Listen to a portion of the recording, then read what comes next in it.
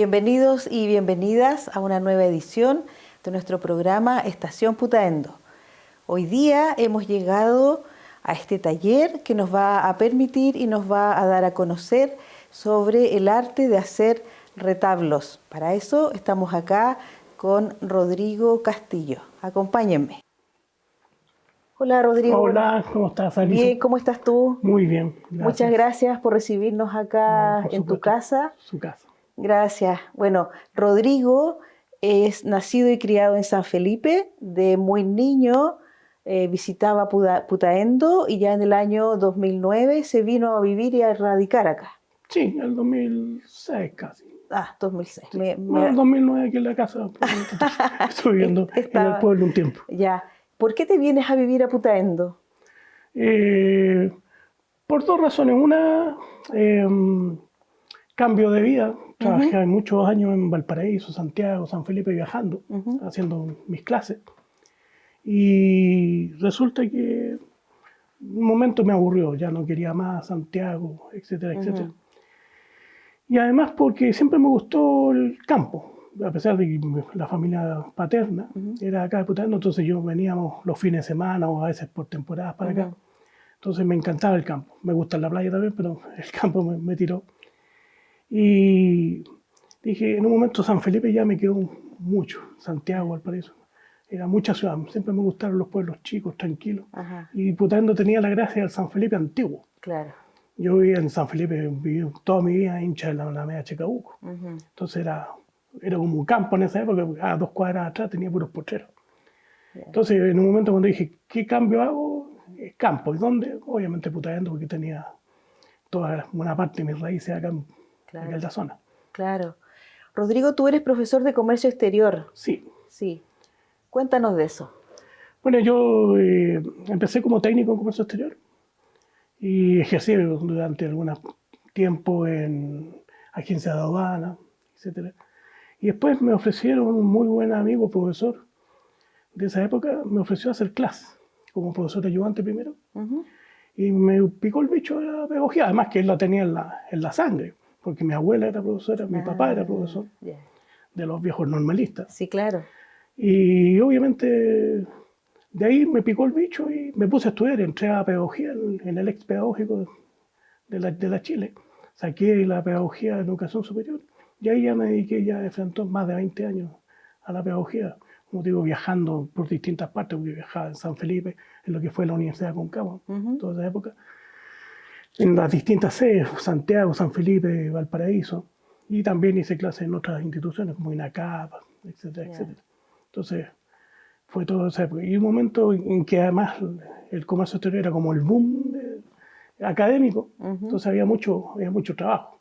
Pero después empezó, como todos los booms, empiezan a acabarse y empezaron a cerrar carreras, a limitar la asignatura. Entonces tuve que, al último, justo coincidiendo con ese cambio que yo quería hacer, dije, ya no, para seguir haciendo clases tendría que quedarme en Santiago o Valparaíso, y no quería. Entonces dije, ya, cambio y tengo que cambiar el switch nomás y dedicarme a otra cosa. ¿Y llegaste a hacer clases en liceos técnicos? Llegué en mi última etapa y hice clases aquí en el Liceo de Putaendo un par de años. ¿Ya? Así que buena experiencia, distinto a todo lo que estaba acostumbrado. Claro, con escolares, con adolescentes. Claro, que cambiaba completamente distinto la situación, pero una bonita experiencia. De hecho, todavía tengo alumnos que nos reconocemos, incluso alguna chiquilla, cuando saludó a la Fanny, por ejemplo, que fue alumna mía, que nos encontramos siempre en el Boulevard, porque ella tiene emprendimiento de miel. Entonces, siempre estamos conversando. Mira, qué bonito, qué bonita experiencia también poder conocer a Putaendo desde sus estudiantes, que hoy día ya son jóvenes que tienen su emprendimiento, sus propios trabajos. Bueno, ¿y cómo este Rodrigo, cierto, que está en Santiago, que hace clase, que está en el comercio exterior, que decide hacer este cambio de vida y venirse al campo, cómo llegas a los retablos? Bien, un camino bien, con harto recoveco. Mi primer retablo lo hice en el colegio, increíblemente. Con un compañero típico nos pidieron hacer una especie de reproducción de fachada. Yo sin saber lo que eran todavía. En esa época todavía no había internet, así que era difícil saber. Hicimos una fachada que nos quedó muy buena para el momento. que fue una casa que ya no existe en San Felipe, que era las hermanas Arambur, que era famosa esa casa, que eran profesoras de piano, en Chacabuco precisamente. Y nos quedó muy bueno, entonces me picó el bicho, y dije, bueno, le pego. A pesar de que yo siempre fui malo para las artes en general. Y de ahí esporádicamente de repente hacía algunas cositas. Pero ya cuando un tiempo dije, ¿qué hay que hacer? Y empecé con el tema de la carpintería primero. El tema de, como te digo, los pósters que te mostraba recién. Y dije, ¿por qué los retablos? Porque además, el que me picó el bicho definitivamente fue una vez que me tocó ir a una feria de la Universidad Católica, la Feria de Artesanía de la Católica. Sí. Y conocí un retablista en ese momento, que para mí, obviamente, el principal retablista en Chile, en esto, que se llama Marcial del Real. Yeah. Y me explotó la cabeza, porque era espectacular. Él todavía incluso hace retablos y también maquetas, también es retablista y maquetista. Pero con una realidad tan espectacular, que había una casa de campo que tenía hecha en exhibición, que era, tú la veías y era una casa de campo, como las típicas casas de campo de ruía, con partes caídas, con el techo, con los techos de, obviamente de teja, los pisos también de ladrillo. Entonces dije, qué espectacular, algún día quisiera llegar a ese nivel. Obviamente uno aspira siempre. Y me picó el bicho. Pero no, inmediatamente no me puse a hacer retablos, sino que ya con el tiempo empecé a probar formas. Y de una forma autodidacta todavía empecé a hacer mis primeros trabajos. Y vi que tenían buena aceptación, vi que me quedaban. Yo soy el principal autocrítico. Yeah. Yo cuando hay algo que no me gusta no sale del taller simplemente. Entonces vi que tenía una buena. Y de ahí a partir un proceso de crecimiento, de aprender nuevas técnicas. Ahora ya con el internet ya puedes mirar otros retablistas. Los españoles son espectaculares, que ellos hacen retablos, pero también ellos le llaman belenes, ¿ya? Que es lo original del retablo. Entonces hay unos espectaculares, entonces uno empieza a probar nuevos materiales, nuevas texturas, y así vas creando. Y obviamente eso, con la idea también de el rescate del patrimonio que te contaba, que me encanta ver las casas antiguas, y además cómo en Chile no se valora ese patrimonio, porque para las personas cualquier casa antigua es algo que no tiene ningún valor.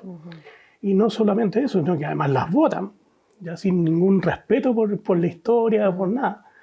Entonces dije, esto hay que rescatarlo, esto hay que darle un valor. Entonces mi lucha es precisamente rescatar ese patrimonio. Rodrigo, y para la gente que no sabe, ¿qué es un retablo?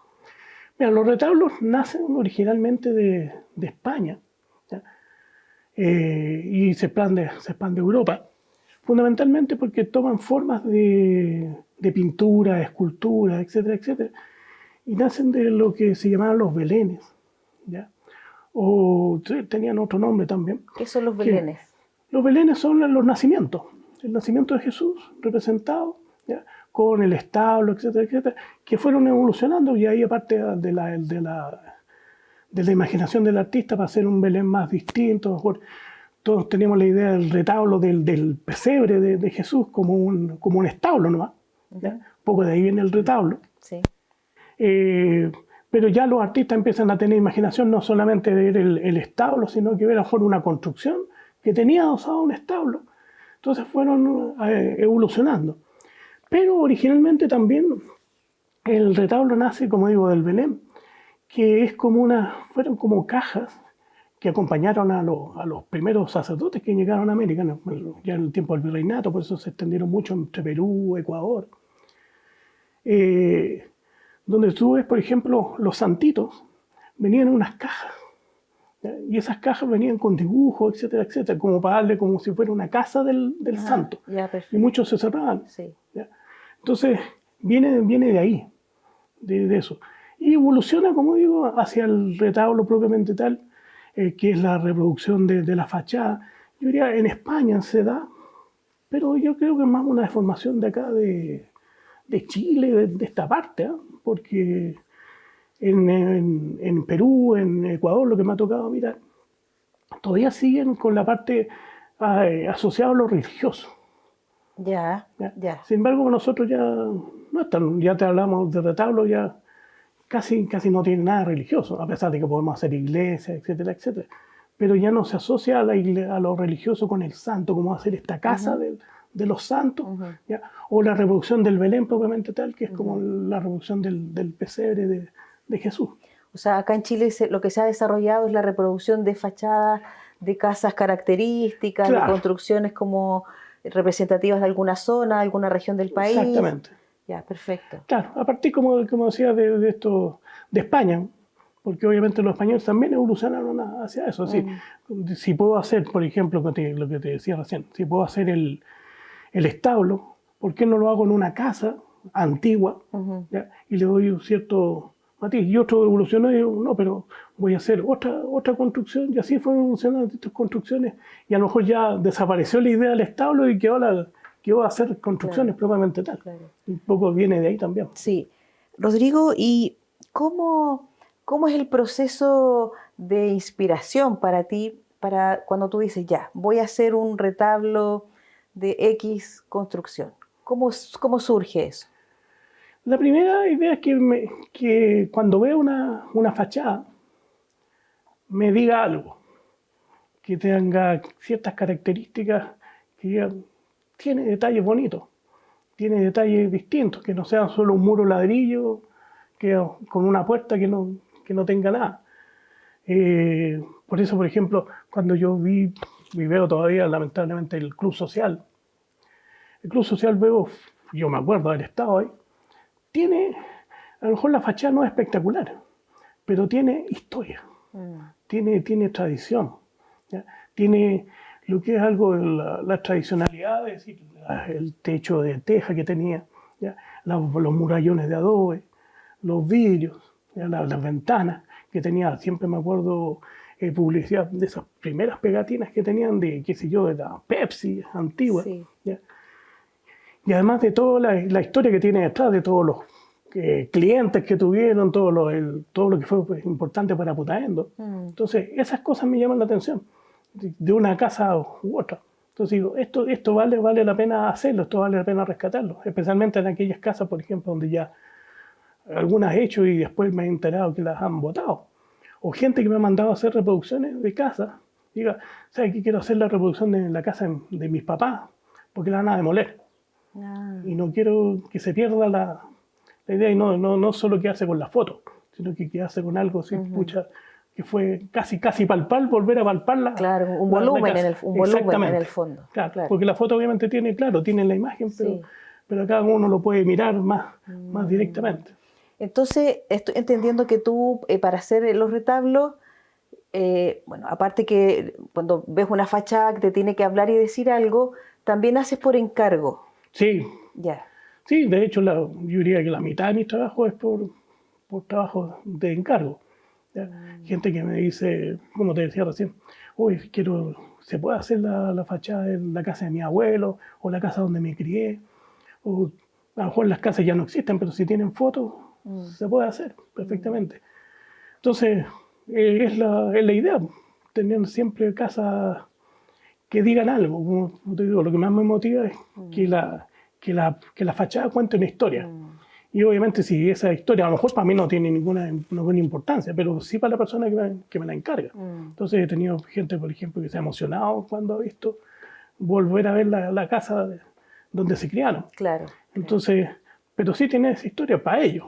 ¿Ya? Y eso es lo importante, que el retablo hable, que diga algo, que traiga recuerdos, que evoque. ¿Ya? Por ejemplo, yo cuando estoy en ferias, la gente pasa y dice, uy, mira mira la palmera, ¿te acordás cuánto estuvimos almorzando ahí? O mira, o restaurantes de Santiago también, mira la Piojera. ¿Cuántas veces estuvimos ahí? Y le empiezan a contar incluso a sus hijos, a sus nietos, mira, yo estuve ahí con tu abuelo, todavía está. Entonces, para mí eso, ya aunque no lo compren, ya es motivo de orgullo porque rememora y logro el objetivo que un poco uno busca, que es rememorar, rescatar el patrimonio, rescatar el recuerdo. Claro, de alguna forma es guardar, es resguardar, ¿cierto?, para el futuro, Exactamente. el patrimonio, las historias de vida, las experiencias y todo eso que transcurre en torno a una casa, un hogar, un negocio, lo que Exactamente. hay detrás de la fachada en el fondo. Claro, y no Mira, qué solamente son bonito, fachadas, sino que son historias. qué Cada fachada bonito. tiene una historia. Y un poco cuando busco, porque tú me decías, que me inspira eso, que la fachada tenga una historia, tenga Mm, algo que contar, ya que no claro. solamente sea algo, Mm. algo muro nomás. Oye, vamos a tu taller para que nos Bueno, muestres ningún cómo se problema. hace, cuáles son los materiales, cuál es el proceso y para mirar también tus Sí, pues, retablos. ningún problema. Ya, gracias. Acompaña. Podemos ver, no sé si lo, voy a mostrar algunos retablos terminados, pero hay de todo. Empecemos. Por lo que, como empezamos. Mm, Este es un poco el taller donde empieza todo, a pesar de que también tengo un taller afuera donde uso más las maderas. Puro cachureo, bien desordenado, bien sucio. En este momento estaba trabajando empezando retablos, ¿no? Entonces mucha suciedad porque son con yeso, cemento. Entonces se ensucia harto el ambiente. la materia como prima, lo que le da la Ya, base, yo, ¿qué es lo que es? ¿La yo Plumavit? trabajo con Plumavit originalmente, te mostraba recién distintas densidades, un Plumavit normal, incluso recogidos, reciclados de los que bota la gente que Ya, trae los ahí, un electrodomésticos. punto, un reciclador tenemos Claro, aquí. y el reciclaje es fundamental. Y otro ya Plumavit con mayor densidad, que se pueden trabajar de distintas formas. Y después se van haciendo los cortes de acuerdo a lo que uno vaya creando.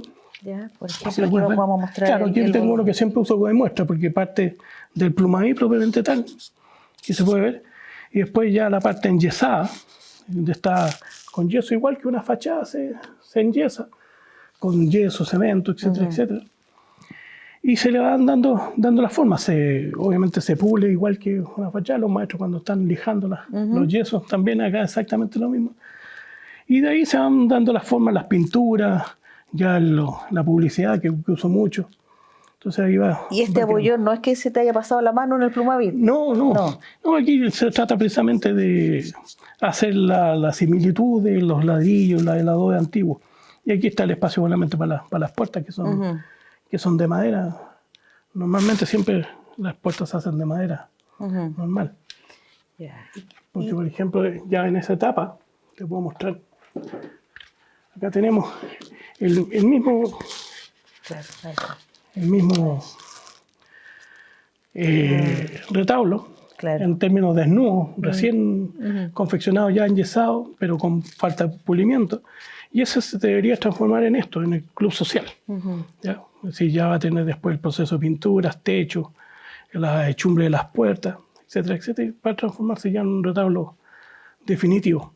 Y ahí trabajo con distintos materiales, bueno, las pinturas, cartones, maderas, palitos. Yo uso mucho, por ejemplo, los palitos que usan para revolver los tragos, el café.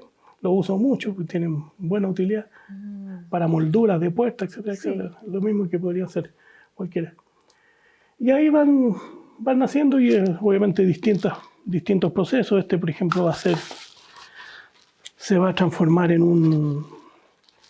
una casa tradicional de Valparaíso, ¿ya? Con las escaleras, también va a ser un boliche, por ahí está también, con las escaleras que van subiendo, que en Valparaíso les gusta mucho darle la pintura. El color, claro. Claro. Y Entonces, esta es la casa de la lata. claro, simulando la calamina que usan mucho en Valparaíso.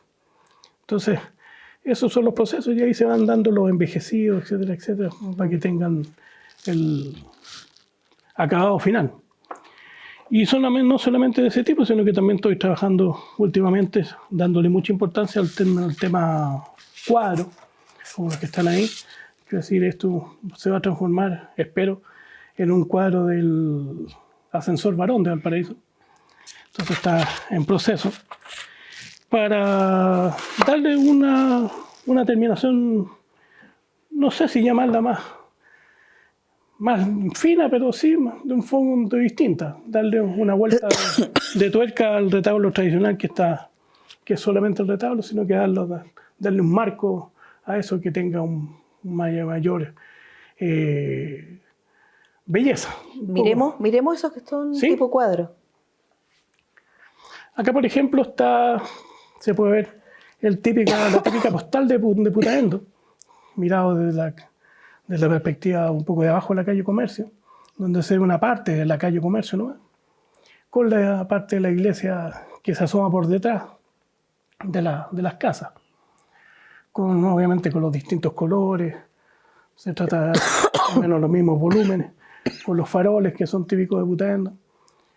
Y en este caso está una reproducción de lo que es el sector de Sewell, la mina del Teniente, que también es un cuadro por sí como Valparaíso, son como que llaman la atención precisamente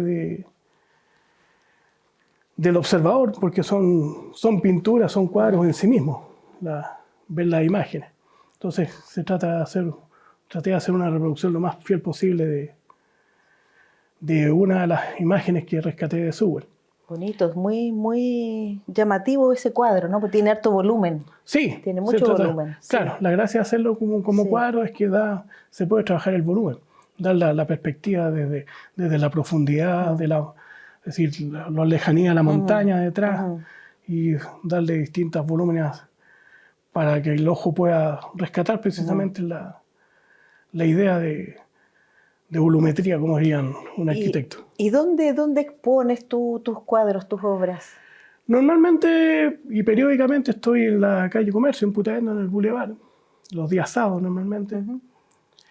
Y ahí estoy participando normalmente en distintas exposiciones, ferias, fiestas en general, fiestas de chaya, fiestas de... ¿Solo acá en Putaendo? No solamente en Putaendo, estoy en distintas partes, en San Felipe, me invitan mucho a Panquehue.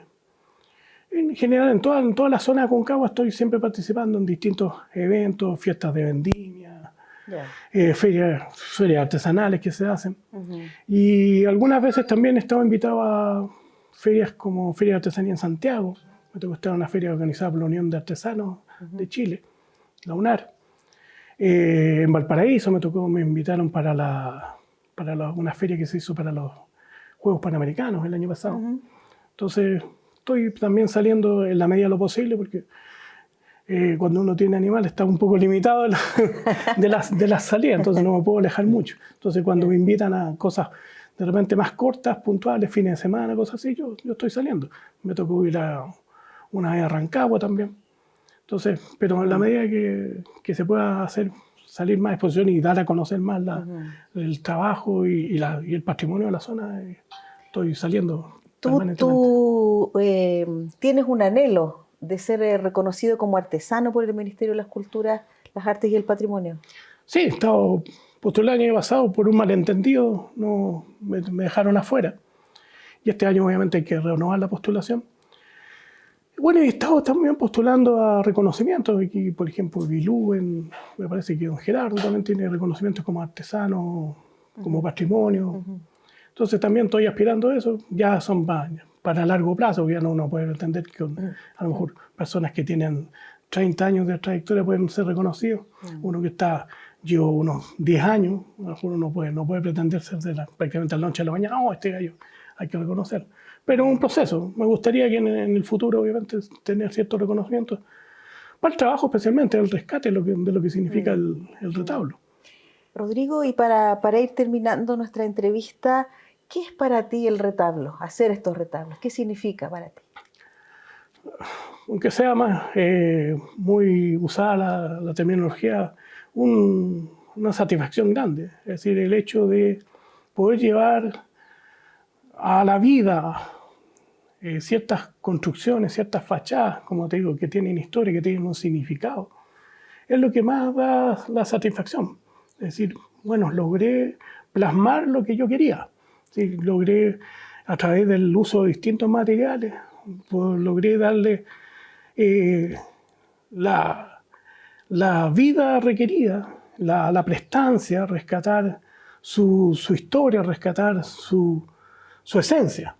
¿Ya? Entonces, eso es la satisfacción mayor. Es decir, cuando digo un material, termino un trabajo y digo, me quedó bien, ¿ya? Por eso digo, yo soy bien autocrítico. Cuando no me queda bien, habitualmente no sale del taller. Pero si sale es porque quedó por lo menos aceptablemente bien, pero algunos quedo bien satisfecho porque digo, pucha, por ejemplo, tenía esos detalles en el adobe, ¿ya? Y los pude reproducir bien. ¿Ya? Tenía esos detalles y los pude reproducir bien. Esa es la mayor satisfacción. Es decir, y eso te sirve también para ir mejorando también la técnica permanentemente, porque esto también es mucho ensayo y error. Es decir, mis primeros retablos no tienen nada que ver con los últimos que hago. ¿Ya? Y uno va creciendo. Y la idea, obviamente, es seguir aprendiendo. O sea, yo en ningún caso puedo pretender decir, no, yo soy el más capo de los retablos, porque siempre va a haber uno mejor que uno. Y hay que reconocer, obviamente, otros colegas retablistas que son muy buenos en lo que hacen. Y a lo mejor hacen cosas distintas de uno, pero también son muy buenos. ¿Y tú le has enseñado a alguien esto? ¿Tienes algún aprendiz? ¿Lo has considerado? Siempre lo he considerado, me han preguntado mucho. De hecho, ahora estamos en conversaciones con don Sergio en la corporación para empezar a hacer talleres. Me han preguntado incluso del extranjero, he estado haciendo guías nomás. Yeah. Es decir, gente que me pregunta, mira, ¿cómo puedo hacer esto?